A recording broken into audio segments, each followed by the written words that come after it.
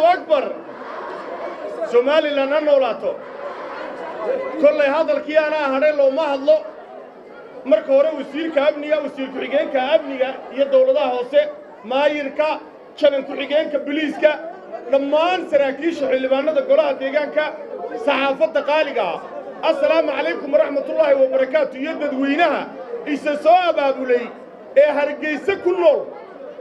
waxa leeyahay run ahaantii anaa hore looma hadle maxaa hore baa loo hadlaa waxa leeyahay marka hore dadka waa iga wada salaan ka bacdi nin baa wuxuu yidhi hallo waa iga dood hallo waa iga deeq hallo waa iga dardaaran hal waa iga dood buu yidhiyo hal may maqlaysaan hallow may maqlaysaan hal waa iga dood buu yidhi wuxuu yidhi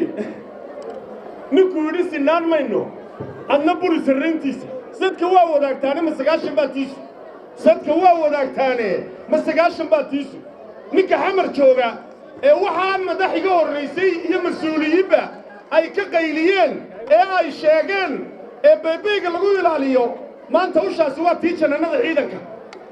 anigu maayil ku xigeen xildhibaano oo la doortay baana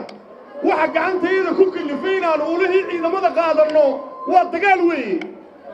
waxbaanu iska celinaynaa hadday xabad noqoto iyo hadday af noqotoba Somaliland maanta waa alxamdulillah siduu madaxweynaha iyagu sheegay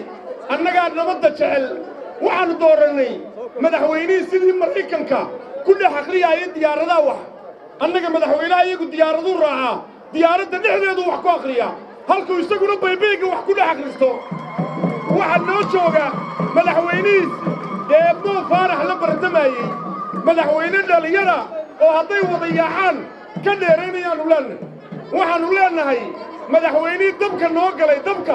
maalintay darnayd ee uu qaasin lahaa heeryada rag baa kaaga hubi iyo baaruud xabad baanu ku helnay qori caaradii Somaliland xabadna waanu ku difaacaynaa maantana anigoo hadalka soo gaabinaya waxaan leeyahay nin baa gabiyo wuxuu yidhi masalaani maanii dhigayn midig ma siinaayo ninkii aniga iga maarmi kara uma muraad yeesho Somaliland waa muqaddis Somaliland nimaduna geed dheer iyo geed gaaban buu u fuulaynaa itiraafkiina insha Allah ta'ala madaxweynaha iyagu imaaraadku kala soo noqonaya Somaliland waan difaacinaa Allahu akbar Somaliland ha noolaato ha guulaysato Allahu akbar